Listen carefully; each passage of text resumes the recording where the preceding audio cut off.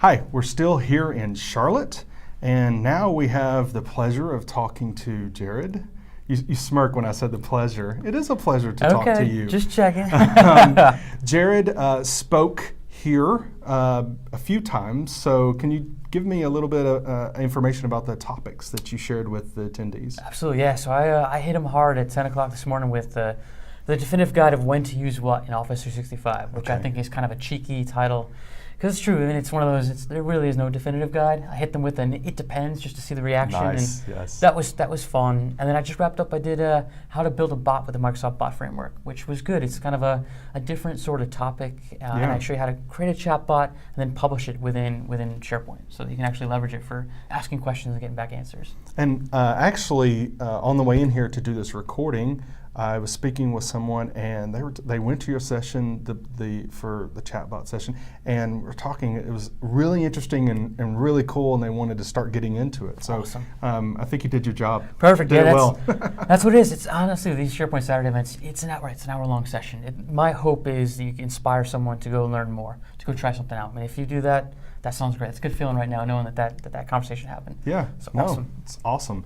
So today we're talking about Office 365 administration, and so I want to ask you, what's your favorite feature or functionality in Office 365 administration? Whether that's across the board in 365 or individual services like SharePoint, what do you think? So, it's kind of funny. So I live up in Hartford, Connecticut, and it's primarily, large manufacturing, insurance, financial services. It's very risk-averse companies, and they look at the cloud as something that's kind of in some ways scary. They feel like they're losing control. They've got concerns around security, and the nice thing is they are starting to slowly turn around and start to understand that there might be situations where actually the cloud is more secure than their environment. But we still kind of, based on those companies, we run into some challenges where folks are sysadmins for Exchange. They're sysadmins for SharePoint, sysadmins for Skype for Business or Lync. And the fact that there's delegated administration, so that you're not just a O365 admin, but you can be delegated an O365 SharePoint admin, or the fact that you can just be an Exchange admin, you can see that role that you once had on premises still exists in the cloud. And if you just went from Exchange admin to an O365 admin, it's kind of not a one-for-one. It doesn't, people, it might not resonate with folks, but if you can tell them that, hey, no, you're still going to be an Exchange admin, but it's just a different interface, like that, that kind of works well for those companies that are still kind of struggling to get to the cloud. So it's not like a true service, but the fact that there is delegated admin, that's kind of a big deal for my clients. Yeah, I think that is a big deal to be able to say, I don't have to give Sally or Joe or whoever, right? I don't have to give that person rights to be an administrator over everything when they really are targeted toward SharePoint or Exchange or Skype. I want them to manage what they're managing. So if you have the ability to have individuals doing those different things, enabling them to do what they need to do, what their job is, so they can do it and do it well. Exactly. Yeah. It's a good conversation to have with folks. Because again, the generic advice before was, oh, you're no longer a sysadmin, you're like a cloud admin, a cloud architect, and that didn't resonate with folks. But the fact that you can maintain Exchange admin here, Exchange admin online, it resonates with folks. It's easier to have that conversation with them. So for sure. Okay. And are you seeing what is the story about that with individuals who are administrating, and maybe the organizations are going hybrid, maybe they have both? Does that story resonate with those people when they're administrating both? What are you hearing from those individuals as far as, oh, now that I'm administrating SharePoint, for instance, online, oh, I like it a whole lot better, or I don't like it, or what are you hearing? Yeah. I mean, it depends on the company. Some of the SharePoint admins particularly enjoyed the control they had and the ability to do troubleshooting. Like a classic example is, if something's not working quite right, having access to ULS logs is something that our SharePoint admins really enjoyed. But on the flip side, they do enjoy not getting some of those service calls when there's issues, right? And the fact that you cannot deploy server-side code lets them sleep between the hours of 11 and 7 in the morning, right? So that's nice too. So it's been hit or miss. I mean, some folks really like having that God permissions, and it's not quite the same experience. But on the positive side, though, I always try to spin it positive. Is guess what? You have a lot more to learn now, right? But you might have been a SharePoint admin wizard on premises. You can still be that SharePoint admin online. There's a little bit of delta of what you need to learn. So, and the fact that you don't have the server-side code, getting that out it's a huge win for a lot of organizations. Well, and it's server-side code, but it's also patches, OS patches, SharePoint patches, and doing those and then having to, when you get that call, wait, this is not working exactly the way it was before, and so you're having to stay up all night trying to fix it. I get that. So I hope that resonates with people. It's different. You were talking to a guy that used to have to patch 65 servers for a SharePoint environment, and I think it was February 2013, there was some cumulative update that blew out the RSS web part, and that was a huge deal. So yeah, for sure. I forgot to make, you're right. Good, that's a great point. Not having to do patching is a nice thing for SharePoint admin. Yeah. So if you were given a magic wand or a wish to implement any sort of feature or functionality in Office 365 administration, again, across the board or individual services like SharePoint Exchange, what do you think that would be?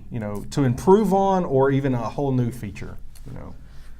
So I know this is going to be a fun, controversial one, and it goes against the grain of what Microsoft is pushing. But as someone that came from a very large organization, it was 150,000 users. It was complex. It was complex regulations. I would like the ability to choose if my tenant would enable services to be on or off when it gets rolled out. So for example, when Teams rolls out, if I knew that was coming a couple weeks in advance, I would want the ability in advance from the UI to say that Teams will not be turned on our tenant before it gets deployed. I know there's PowerShell that you can do to turn that off. I'm also one of those folks that says that in 2017, it would kind of be nice if you could do everything through the UI. I mean, you spend a lot of money on these services. I mean, don't get me wrong, the scripting and reusability of PowerShell is fantastic, but as a day-to-day admin, do I want to have to crank out a script every time I want to make a change? Probably not.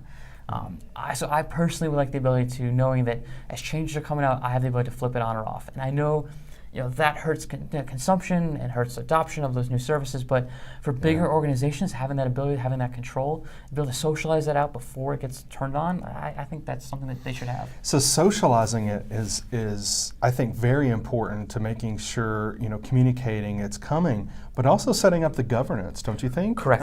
To be able to say, hey, this is coming out, we need to talk about how we're going to roll this out. Who's the administrator now over Teams? How do we manage that, right? And exactly, and a lot of organizations, they don't move quickly. So having that ability, right, to be able to plan that out. I mean, people are busy these days, and the fact that Microsoft might have a timeline to roll out a new service is great. That's fantastic.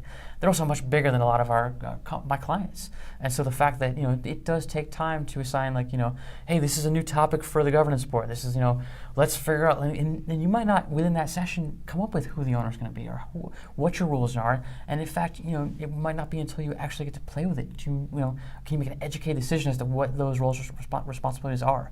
So I know it doesn't go with the current messaging, the current thinking, but if I was back in my old admin seat today, I would want the ability to be able to say, hey, you know what? If Teams 2 or whatever the next gen Teams comes out, let's have it turned off for now, but give me the ability to turn it on later on. Be my wish. Well, and I think that information, they are doing a better job through the message center to communicate what's coming and what's new. We still get sometimes a notification that something happened rather than it's coming, but I think they've done a great job at informing us. The important part is for administrators to be paying attention to the message center and understanding what's important, and then bringing that before the governance board or whatever your method is to get some governance and communication and socializing. But paying attention to that is become a whole lot more important. It doesn't give you, and I said magic wand, whatever you want to, and would that be very difficult to do? Maybe, but hey, it's a magic wand. It's a magic wand, that's what you said, right? So, but I think that instead of being able to turn things off, right now, being able to see what's coming and prepare is important, and we have that now. But I see that for some organizations, I would rather turn X functionality off before so I can wait till do whatever, and then I can turn that back on. I get that. I mean, and you're right. You've brought up a good point that the messaging has gotten better. It has improved from before. I would say, and I know this is probably tough to do, but I'd be curious if there's a way to sort of classify some of the changes that are coming. What's a high impact change versus a low impact change?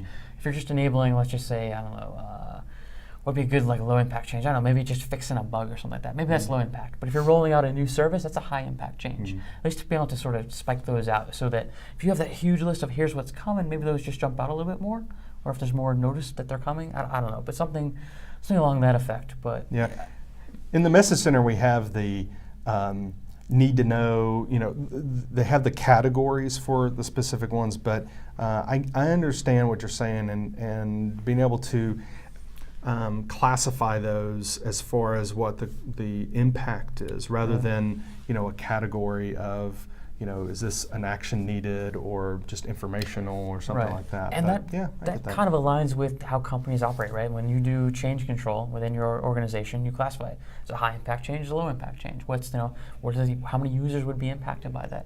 I mean, it's kind of curious if you think about that. I mean, Microsoft has some of the telemetry, so if you think about next gen change management, is that included part of it? Based on what we see within your tenant, this is going to impact 100 users. Like, how cool would that be? They've got that data. So that'd be my second magic wand. Oh, wait, you only get one. Oh, come on, But well, I appreciate your time today. Thank you for sitting down and talking with me. And make sure you subscribe to the Office 365 web show. You can find details on reoffice365.com. Thank you very much, awesome. Jared. Thank you for having me. I appreciate it.